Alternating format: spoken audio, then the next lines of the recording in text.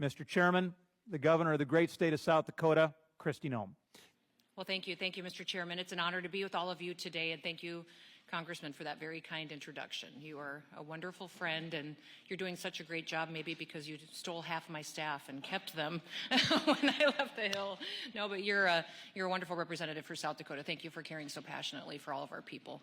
You know, Chairman Thompson, I also have the honor of having one of my former chairmen on this committee sit in front of me today. Chairman Lucas was my chairman as I served here in the House of Representatives and had the chance to do 2 farm bills, but serving under his leadership on this committee was a special honor for me, and I loved being a member of his team as we put together farm policy, which I always refer to as food policy for the United States of America. So it's wonderful to see you again, Chairman Lucas, and I look forward to continuing to receive your advice and wisdom over the years.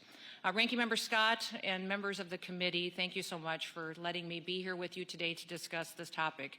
As a former member of this committee, I know it very well, that each day that you protect not only our nation's food supply, but you also are stewards of our land. And it is a treasure for us to be able to do that each and every day. I come before you today and sit as the 33rd Governor of South Dakota. My home state is known for its gorgeous Black Hills, its rolling plains, but also iconic Mount Rushmore. We have a lot to be proud of, and if you haven't come to visit us, you probably should, because it is beautiful.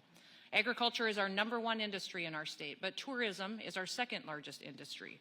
It's incredibly important to our people that our land stay in good shape and we continue to produce.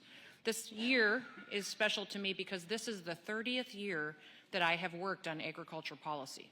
I have spent my lifetime working on policy, not just being a farmer and a rancher and raising my family on the land, but also being involved in meetings. At just the age of 22, my dad was killed in an accident on our family farm, and I got angry when I found out how our family was going to be hit tragically by the death tax. I started showing up at meetings to talk about policy and how it impacted small farms. At that time, the U.S. Senate Majority Leader was Tom Daschle, who was a Democrat. And I ended up him appointing me to serve on the Farm Service Agency State Committee, which is the committee that oversees all the federal farm programs in the state of South Dakota. I did that for many years as a young wife and mother, and also as a farmer and rancher running a large operation in our state. So I was heavily involved in the implementation of federal farm programs in our state, making sure they worked for all of our ranchers there and that they were as flexible as possible to give them the freedom to choose how they ran their farms and to do it very well. I also served on many different commissions and task forces out here in Washington, D.C. during those years to help disadvantaged farmers, people that were in tough situations and different critical situations. And as the general manager of our business operations, I ran our farm for many decades. I was first elected to our state legislature in 2006 and became the Assistant Majority Leader in the House. While there, I rewrote our agriculture property tax system. I ended up running for Congress, was elected, served on this committee, and we worked on 2 farm bills while I served on this committee, also served on natural resources, on the Armed Services Committee, Education and Workforce Committee, and then ended on Ways and Means Committee when we did tax reform, and was very proud to see that signed into law. In 2018, when I ran for governor in our state, and I won and then was reelected again last year, or in 2022, and I'm in my 2nd term now. I tell you all of this because I think it's important for you to know that my heart is with the land and it is with our people, but when it comes to policy, that I know what I'm talking about. And I know it because I live it. Today, our focus of this committee is the danger that China poses to American agriculture. Over the years, I have witnessed this hostile communist country work to systematically take over our food supply chain. They have decades ago started buying our fertilizer companies, controlling our ability to access fertilizer, bring it into the United States. Then I watched them buy up our chemical companies as I worked on implementation of programs and policies at our state level and at the federal level. I watched us as we sold citizenship to Chinese communist members of the Communist Party for investment into our processing systems. And now most of our processing facilities are owned by the Communist Party or Chinese government. Now they are coming for our land. And when they buy up our land, they will complete their chain of control of our food supply. Between 2010 and 2020, the Chinese Communist Party's holdings of ag land increased by 5,300%. Reports now show that China owns about 384,000 acres of U.S. ag land, valued at over $2 billion. This should be alarming to all of us.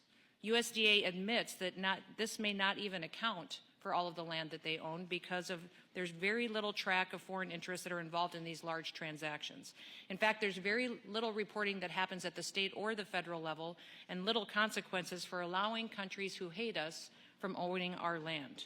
Just this past summer, we had members of the Communist Party contact our state government and want to come and visit to our processing facilities, see our farms, and visit South Dakota. We declined all of those meetings, but just within days we received a phone call from the State Department telling us that those were Chinese spies. They were there to steal our intellectual property, to steal our genetics, and wanted to debrief us if we had met with them. Thank God we did not. We were told they were there to help improve our trade relations, that they were there to improve our business and our exports, and instead they were there to steal from the United States of America.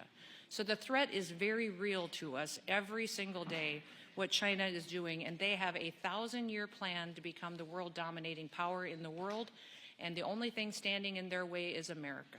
Just this past summer, it was very clear to me when those Chinese spies were in our state that China wants to control us, and they want to do that by controlling our food supply.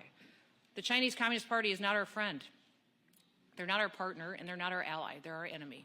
And they're a rapidly expanding national security threat that can't be ignored. So let me be clear. They are buying up our entire food supply chain, and when America can't feed itself and we rely on other members of another country to feed us, it becomes a national security issue. The country that feeds us will control us. And let me remind you why we do a farm bill every year. And I'm well aware that you have a priority to get that done, and I'm looking forward to getting a farm bill done because that is the safety net for our farmers out there. In the past, the farm bill has always been a bipartisan issue, and it should continue to be a bipartisan issue. I had the opportunity to work on 2 of them, and it is simply a safety net for our farmers. It is important, and America decided years ago that we needed to have a farm bill to ensure that every family in this country had a safe and had an affordable food supply, that they had the ability to go to a grocery store and to put food on the table for their families, and that if a farmer had a good year, he could pay his bills, but if he had a bad year, he could lose everything. And we didn't want to have a drought or a flood or something happen that caused us to lose all of our small family farms and allow us to lose the ability to feed ourselves. Every family in this country recognizes the importance of a farm bill. I know you do too, and I'm looking forward to you getting one completed to make sure that we continue to feed ourselves in this country. The farm bill should be designed to help farmers and not environmental extremists.